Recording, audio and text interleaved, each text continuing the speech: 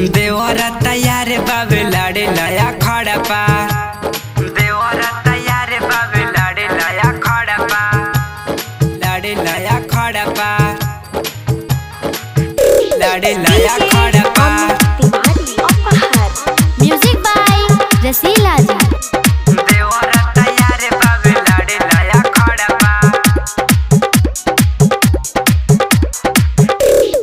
कोकर बकमाई के रुपैया घर जल्दी से आजा मोरे सैया।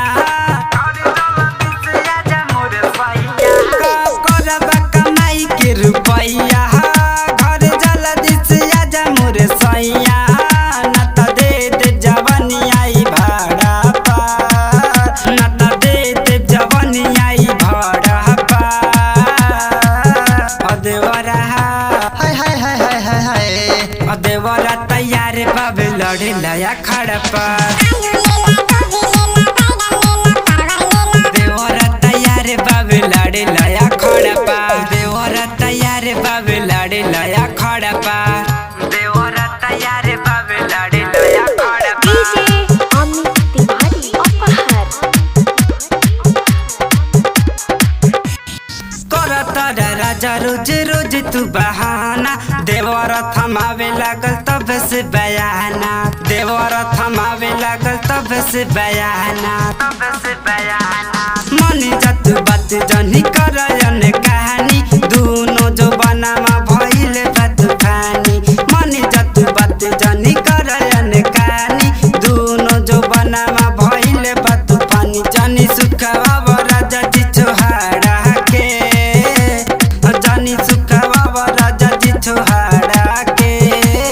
देवरा हाय हाय हाय हाय हाय हाय देवरा तैयार बाबे लड़े लाया खड़ा पा। देवरा तैयार बाबे लड़े लाया खड़ा पा। देवरा तैयार बाबे लड़े लाया खड़ा पा। देवरा तैयार बाबे लड़े लाया खड़ा पा। अमित तिवारी देवरा अपहर। तैयार बाबे लड़े लाया खड़ा पा।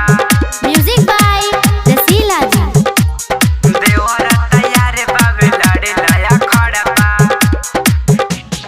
राजा विशाल कहे दे ताड़ा दुख हो। विराट बेदर्दी के मिटी नहीं भूख हो। विराट बेदर्दी के मिटी नहीं भूख हो।